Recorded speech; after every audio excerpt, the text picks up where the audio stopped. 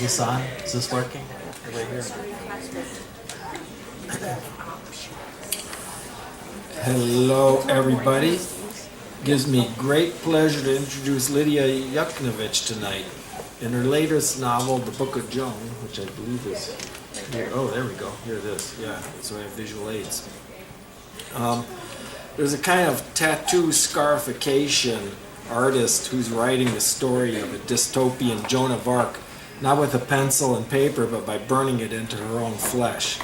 And there's a line in this novel that stood out to me. The scarification artist is said to be a powerful author because she has skin in the game. The skin being her own skin, and the game being the book that she's writing. It's the book you're reading, actually.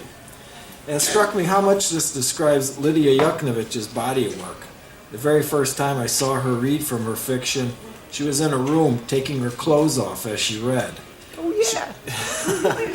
She was part of a performance about texts and bodies and the blur between the two, especially women's bodies as they're constructed by readers, putting her own skin in the game, so to speak, to force us into a place we didn't want to be, to engage us at a gut level instead of just as casual readers, passively waiting to be entertained.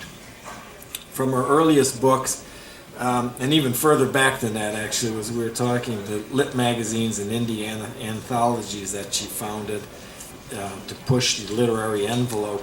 And I'm thinking here of publications that I know Lydia remembers, Two Girls Review and Northwest Edge. Anyway, from these earlier works to her earlier books, or her later books, to the work she's doing now, there's an intense physicality of putting front and center bodies that give pleasure, that bleed, that can be broken and heal, or not really anyway. To imagine Lydia's work, think of all the things that your normal Book of the Month club might be. Safe writing, polite writing, writing you can read with your mother without blushing. Well, Lydia's short fictions, novels, memoir, and essays are none of these. In fact, if you were to create an engram of the words reviewers use most often to describe her work, you'd probably end up with a word cloud that would spontaneously ignite because it would be full of words like incendiary, explicit, fearless, dangerous, blows up the genre called memoir, formally radical, genuinely subversive, brutal stories that are more like living tissue than words. The New Yorker review of her novel, The Small Backs of Children, was titled, "The Wild, Remarkable Sex Scenes of Lidia Yuknavitch." Isn't that a great ad for your book? Remarkable, the author of this review writes, because Yuknavitch's formal experiments, like those of Kathy Acker, communicate extreme emotional states, the intensity of lived experience. People used to call this kind of writing close to the bone. That kind of writing whose truth's cut so close that it makes a reader squirm. And squirm we do throughout the chronology of Water, her memoir, that lets us explore with, yes, brutal honesty, having a self in an Olympic caliber swimmer's body that is drowning in the death of a child, the numbness of drugs, an abusive father, failed marriages, fluid sexuality, and the frustration of trying to make sense of it through writing, or as she puts it, to be me inside a sentence.